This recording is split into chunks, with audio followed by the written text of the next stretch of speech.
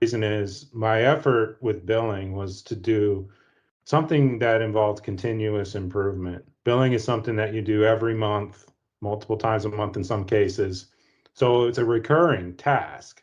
But I had to take that task overall that we do every month and define it as a project and come up with a goal in mind to improve it that I can define with a beginning, middle, and end.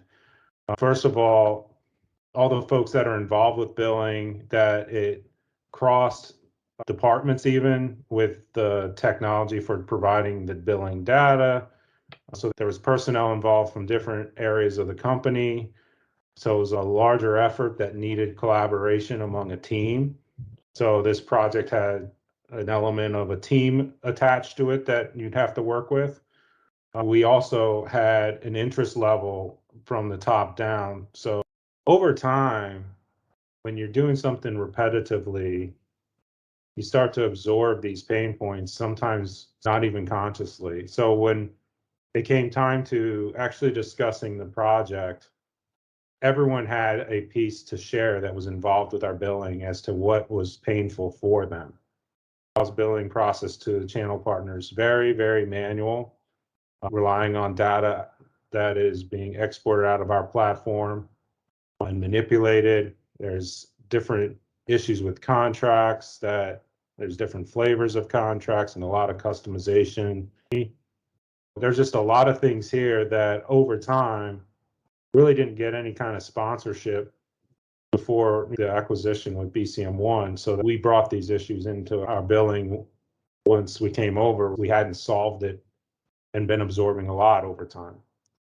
Hey, John, often people ask me, how do you set a goal? And you set a pretty aggressive one, to go from 70 hours down to 10. What made you pick that goal? We actually broke down all the tasks in the billing in a spreadsheet and assigned hours to it to get to the 8 hours actually. So it was looking at that list and seeing if we take each one of these and are able to reduce it down to a real simple import-export function where we don't have to do as much manual manipulation, what is like the most aggressive number we can get to where everything is optimized and all of these tasks we've identified that add up to the 68 hours, and that recalculating it, we could get it down to 10. But it literally was looking at everything that made up the 68 hours.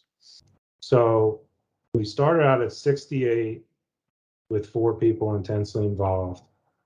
We're now down to roughly 40 per billing cycle with 3 people involved. The accountability helps to keep us organized as we're going through the process. The fear is like you add additional things that you're doing and it slows you down.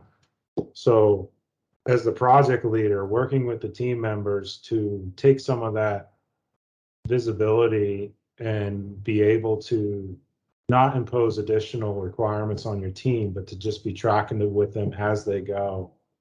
Because it's really important that they understand that it's necessary to report on your performance, but they don't, I think their fear is they're spending their time worrying about reporting and not actually doing the work.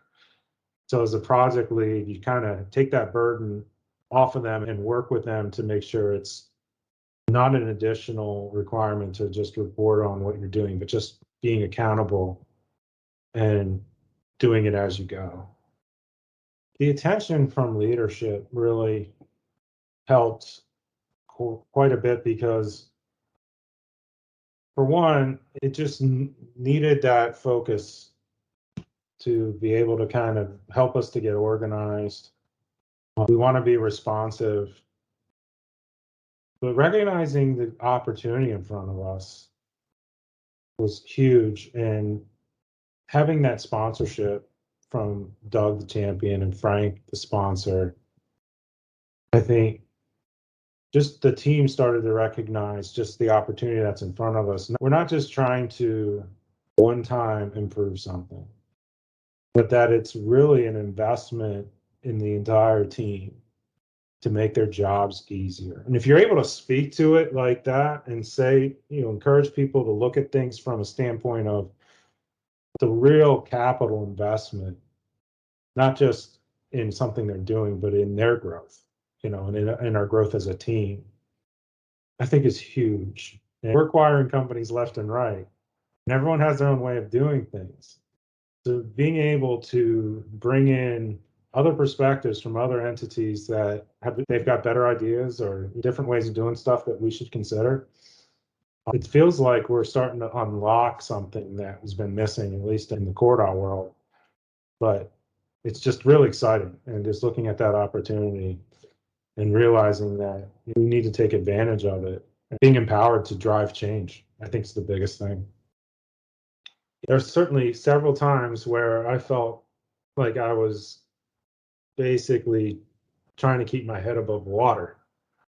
It helped me with my confidence to communicate all the way from all areas of the company, all the way up, to rely on these tools to help back what I'm doing and help me to be organized. Like, as you said, I'm passionate. Organization is where I need the help, and these tools are really great for helping me to identify, like, okay, this is what I need to bring in here. And I mean, we're always buying and selling.